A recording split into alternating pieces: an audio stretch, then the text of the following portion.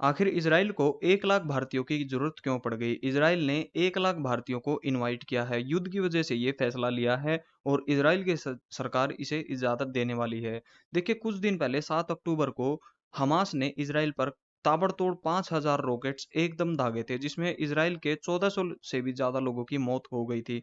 इसके बाद इजराइल ने भी बमबारी में इतनी ज्यादा बमबारी की, जो आईडीएफ है यानी इजराइल डिफेंस फोर्स है, उसने एकदम पूरी ताकत के साथ हमला किया, जिसकी वजह से 10,000 फिलिस्तीनियों की जान चली गई।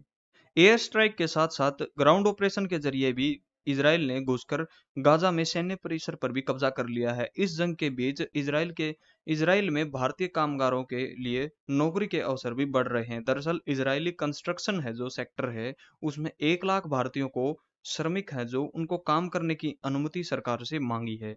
देखिए, इजराइल और हमास की जंग में दोनों का भारी नुकसान हो रहा है, जिसकी वजह से कंस्ट्रक्शन सेक्टर पर भी काफी असर पड़ रहा है।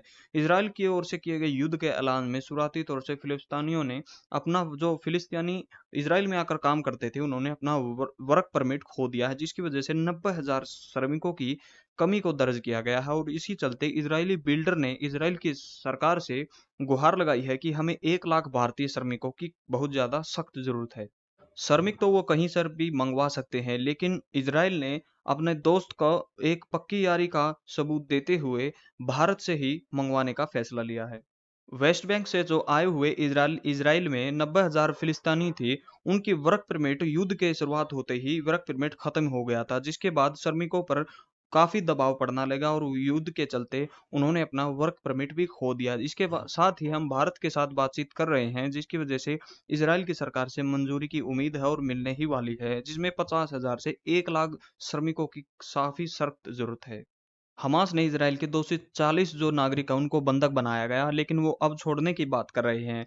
लेकिन जो इजराइल के प्रेसिडेंट है बेंजामिन नेतन्याहू, अब वो बोल रहे हैं कि मैं हमास का खात्मा किए बिना बिल्कुल भी नहीं रुकने वाला। और जिसमें सुरंगों में जाकर गाजा पट्टी में जाकर सुरंगों में जाकर जो इजराइल के सैनिक है वो पूरी तरह से बमबारी और पूरी तरह से हमला कर रहे हैं। इसके बाद भी इजराइल ने काफी जो गाजा में रहने वाले आर्थिक संगठन है, जो इजराइल के जो इस्लामिक संगठन है, जो पूरी दुनिया से एक वो लेते हैं, जो संगठन है क्रिप्टो करेंसी है, उनको उसके अकाउंट को भी फ्रीज कर दिया गया। हमास के क्रिप्टो अकाउंट को भी पुलिस की लाव 233 यूनिट साइबर ब्रांच ने निष्क्रिय कर दिया है और हर तरफ से हमास का खात्मा करने की निश्चित कर लिया है।